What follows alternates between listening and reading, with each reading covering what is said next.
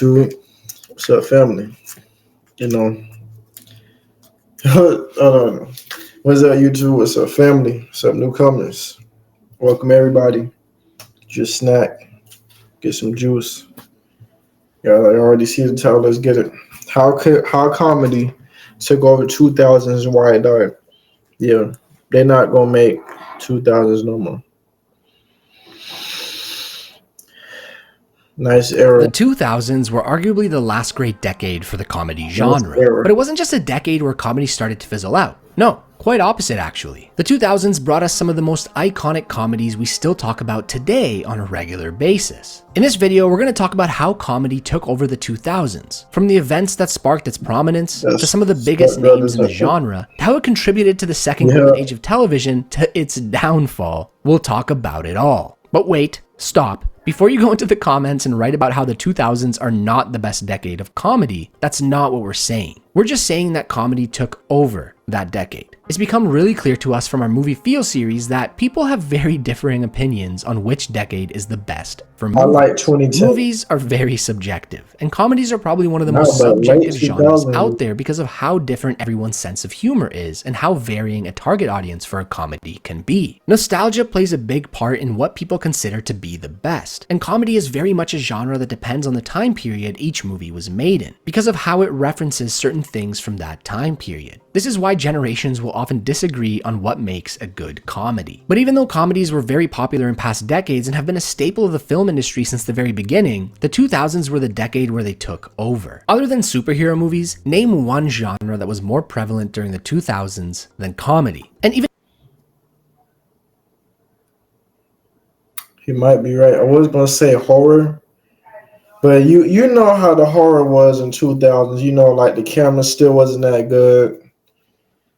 But yeah, I think if you think about some of your favorite movies from the decade, there's probably a comedy or two that come to mind. But why did they become so popular? Well, the 2000s were the decade that pushed society into the modern age. An age where terrorism, financial fears, and the negative effects of social media became a regular conversation. And when times are tough or scary, people often turn to some form of escapism, usually in the form of movies. And what better genre of movie to help everyone get their minds off of all the scary things going on than comedy? Before the turn of the millennium, we were already hearing a ton about Y2K, which was basically predicting the fall of anything computer related because computers wouldn't be able to handle the millennium date change. Fortunately, this didn't happen, but later on in October 2000, we were smack dab in the middle of a stock market downturn known as the dot-com bubble burst. The dot-com bubble started in the late 1990s and imploded in October of 2000. This resulted in many online companies going bust, with lots of investors losing huge sums of money. And if that wasn't bad enough, on September 11th, 2001, the world witnessed one of the most horrific acts of terror we've ever seen. An act that made an entire nation feel unsafe. This wasn't another attack in some far-out country that we just heard about on the news and the general public didn't make much of, which is problematic in its own right, but no,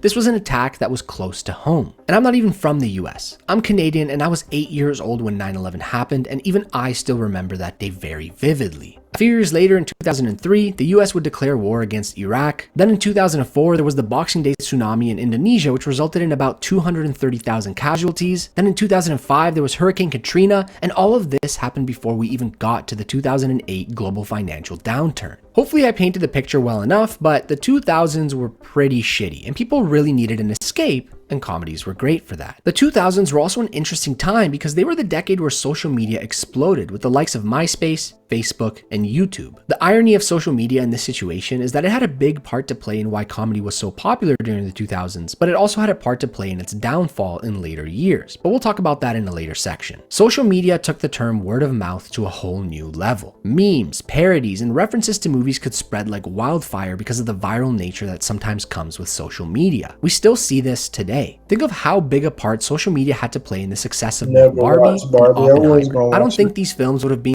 the OPN here. Never watched it. As big as they were if it weren't for social media and the entire Barbenheimer trend/meme. Many of the big name actors and directors we still talk about today saw their rise in the 2000s because of the comedy genre. Seth Rogen, Jonah Hill, James Franco, Judd Apatow, Adam McKay, Ben Stiller, Danny McBride, Will Ferrell, John C. Reilly, Craig Robinson, Steve Carell, Jack Black, and Sacha Baron Cohen are some of the most prominent actors and directors that got their up and coming because of the comedy genre during the 2000s. Some of these people were already active before, but they exploded during this decade because of the great movies that they were a part of. Many of them, such as Jonah Hill, Seth Rogen, and James Franco, have since branched out from the comedy genre and have even been responsible for their own projects. The three biggest directors in comedies from the 2000s were Ben Stiller, Adam McKay, and Judd Apatow. These three guys were making hit after hit, and even though some of them were completely over the top like Tropic Thunder and sometimes stupid and absurd like Zoolander, they all had a charm to them that these days doesn't seem to resonate. In preparation for this video, I rewatched Tropic Thunder and Zoolander and was sometimes so surprised by their sheer stupidity that I was laughing at that more than the jokes, but I really enjoyed the movies and found myself quoting them on a regular basis. Merman. Merman from Zoolander, or the I don't read the script reads me from Tropic Thunder. Both of these films were directed, co-written, and produced by Ben Stiller. Stiller also produced Starsky and Hutch, Dodgeball, A True Underdog Story, Tenacious D, In the Pick of Destiny, and Blades of Glory during that decade. All of these were pretty decent and memorable films. During the 2000s, we also had Adam McKay directing and co-writing Step Brothers, Anchorman, The Legend of Ron Burgundy, and Talladega Nights, The Ballad of Ricky Bobby. All three of these movies. Shout out Will Ferrell. That's a trilogy. Like these three, that's a 10. Like I'm just basing off nostalgia. I ain't gonna say 10 out of 10, but this is like a 8. Well, actually, you know what? Yeah, this is a 10 out of 10. This is a good one. This is 9 out of 10. This is a 10 out of 10. This is just for me because I'm just doing this off nostalgia. Ricky Bobby. Starred Will Ferrell, who made his way from SNL to become one of the biggest stars of the 2000s. Adam McKay's films are usually very successful in physical media sales, and his content tends to grow in popularity after it leaves theaters. But the 2000s wouldn't be the 2000s without Judd Apatow. He directed, wrote, and produced 2005's The 40-Year-Old Virgin, which pushed his name into superstardom. And then he went on to do the same for 2007's Knocked Up. These two films alone would be enough for a single decade, but boy, oh boy, he also co-wrote 2008's Pineapple Express with Seth Rogen and James Franco, who are two other huge names coming from the comedy genre, and also produced Superbad, Step Brothers, Talladega Nights, The Ballad of Ricky Bobby, and Forgetting Sarah Marshall. I think it's safe to say that Judd Apatow was a huge part of the massive success and quality of comedies from that decade. But let's shift gears a bit and talk about 2008, the year that is often considered to be the best year for the comedy genre. This year we got Forgetting Sarah Marshall, Pineapple Express, Tropic Thunder, and Step Brothers. These films have stood the test of time and are still talked about to this day. Besides that, these films solidified some actors in the mainstream that have gone on to be household names. These films alone would seal the deal for 2008 being one of the greatest years for comedy. But they weren't the only good or great ones that came out that year. We also had Burn After Reading, In Bruges, Yes Man, Zack and Miri Make a Porno, and Get Smart, among a few others. Hey man, that was wild. I watched this plenty of times. I could probably spend hours and hours discussing the great comedies from the 2000s and the people associated with them, but ain't nobody got time for that. So I want to hear from you. What is your favorite 2000s comedy? Mine, definitely 100% Superbad. But the 2000s weren't just a great year for the comedy genre on the big screen. They were a great year for the genre on television as well. Let me just name a few. Arrested Development, The Office, Curb Your Enthusiasm, Malcolm in the Middle, Scrubs, How I Met Your Mother, It's Always Sunny in Philadelphia, and 30 Rock are The Office? Okay, let me tell y'all this, right? Y'all get a baddie. Invite her over or come over to her place. Watch The Office. If not, Nat Geo Wild. These are the two.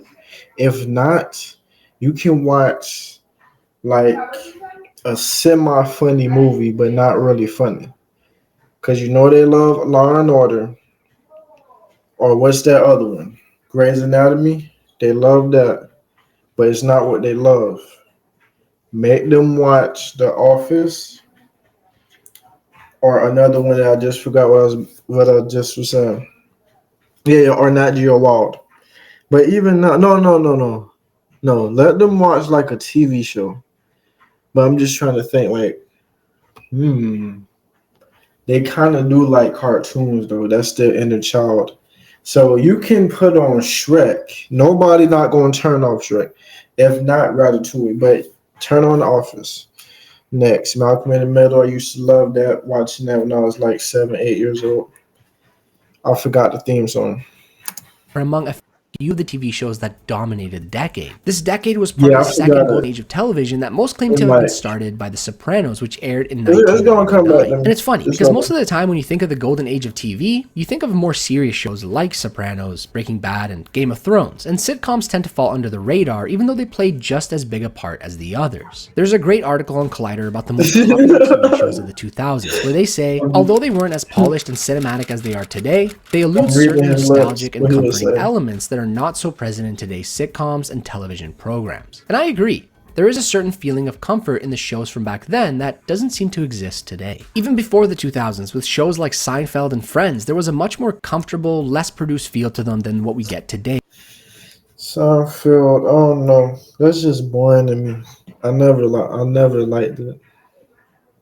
Even when everybody loves Raymond, that's just boring to me. With comedy, such as Oh, Superstore, for example. Okay, so we talked about why comedies were so huge during the 2000s, but what happened to them after? Why did they experience such a massive decline? There's definitely something to be said about the rise of quote-unquote woke culture. Comedy can be fairly offensive, and with the rise of cancel culture, a lot of directors, actors, and studios are moving away from the genre because of fears of being canceled. We often hear the saying, something like this couldn't be made today. Think of a show like The Office, where a lot of comedy came from how inappropriate Michael Scott was. Or a movie like Tropic Thunder, where Robert Downey Jr. did blackface playing an African-American soldier despite being a white man. Sure, in the context of the show or movie, it may not be as bad, but as an outsider looking in, I can already imagine these people being canceled or boycotted for stuff like this today. Another big factor for why comedies became less appealing was because of social media, specifically YouTube.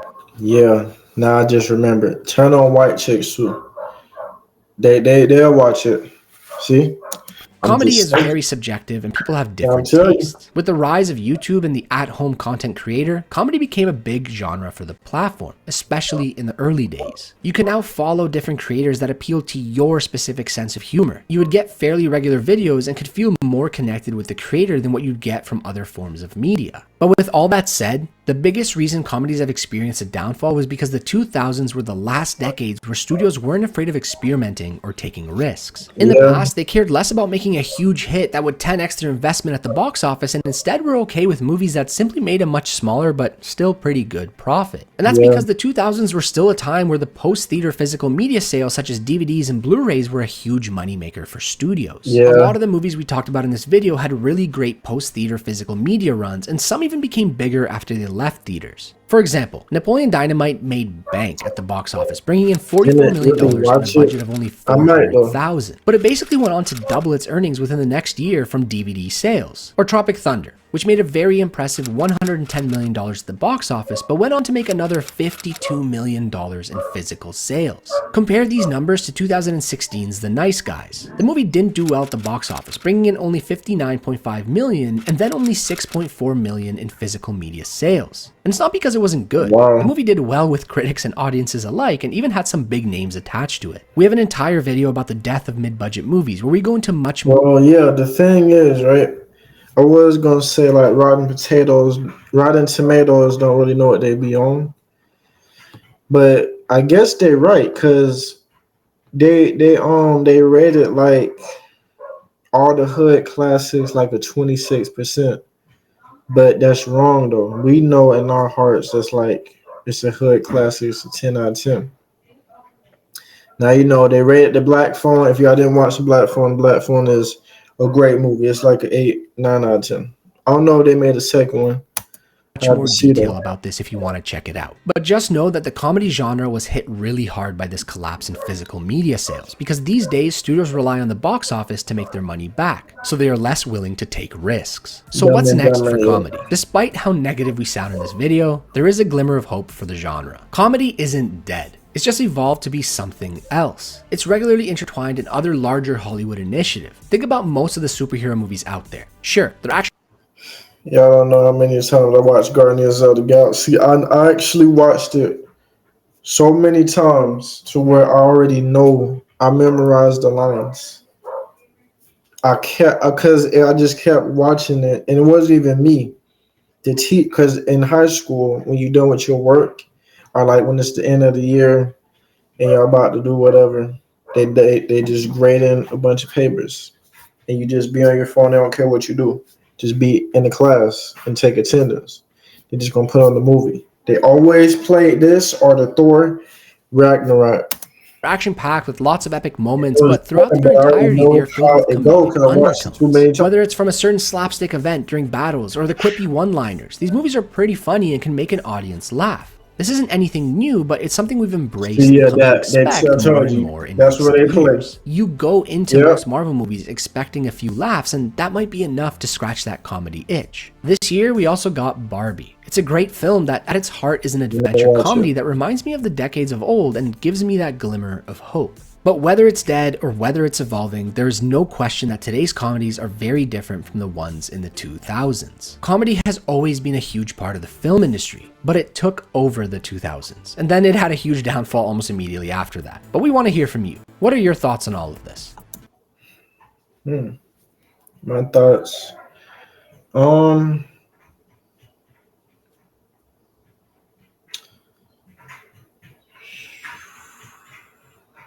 I would say 2000s comedy, 2010s horror, and comedy was still up there too. So the horror, comedy, and action films, those was up. Yeah.